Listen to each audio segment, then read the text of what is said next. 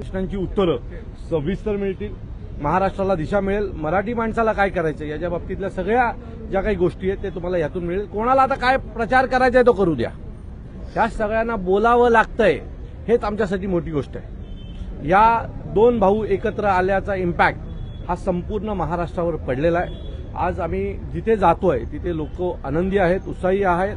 लोकांना स्वतःहून या दोन्ही भावांना एकत्र पाहून आनंद वाटतोय. तर मला असं वाटतं की कोणाला काय बोलायचं बोलू द्या, पहिल्या सभेत सर्व प्रश्नांची उत्तरं तुम्हाला भेटतील. काय वाटतं, भ्रष्टाचाराचे अनेक मोर्चे काढले, सत्तेच्या मोर्चामध्ये देखील तुम्ही सहभागी होते, काय वाटतं येणाऱ्या काळात खऱ्या अर्थाने भ्रष्टाचार सत्तेचा नाही, एक महाराष्ट्र हा भ्रष्टाचारात एक नंबर आहे आणि त्याचा जो केंद्रबिंदू आहे ते ठाणे, बरोबर आहे. सो हा ठाण्याचा जो केंद्रबिंदू आहे तोच जर ठाणेकरांनी उकडून फेकला तर मला वाटतं भ्रष्टाचाराचा विषयच राहत नाही.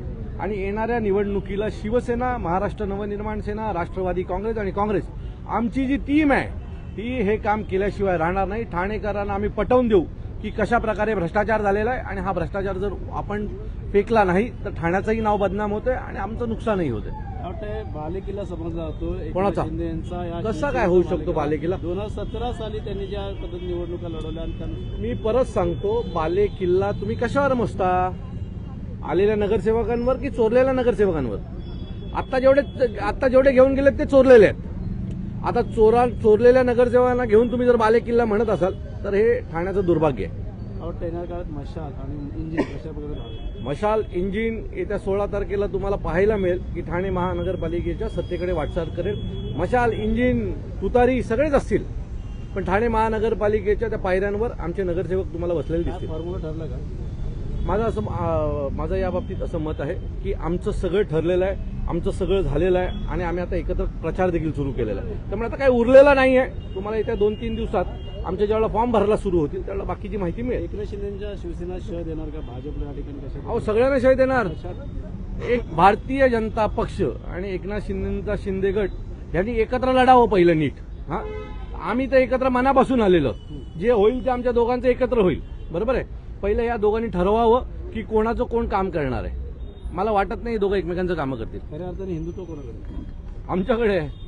खऱ्या अर्थात बाळासाहेबांचे जर विचार आमच्याकडे असतील तर हिंदुत्व आमच्याकडेच असणार ना. सो आमच्याकडे खऱ्या विचारधारेची ठाकरे आहे आणि तिला घेऊन हिंदुत्व आम्ही दाखवतो. महापौर म्हणत मनसेचा महापौर, मनसे शिवसेनेच्या युतीचा महापौर बसेल. चला,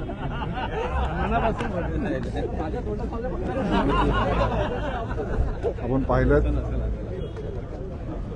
मनसे नेते अविनाश जाधव असतील, शिवसेना उभाटा गटाचे नेते राजन विचारे असेल यांच्या माध्यमातून गुरुवर्य धर्मवीर आनंद दिघे साहेब यांच्या स्मृतींना अभिवादन करण्यात आलेलं आहे. त्याच्यानंतर कोर्ट नाका येथे भारतरत्न डॉक्टर बाबासाहेब आंबेडकर यांच्या पुतळ्याला अभिवादन करण्यात आलेलं आहे आणि दोन्ही पक्षांच्या माध्यमातून हा प्रचाराचा नारळ जो आहे तो ठाण्यामध्ये फुटलेला आहे. त्यामुळे नक्कीच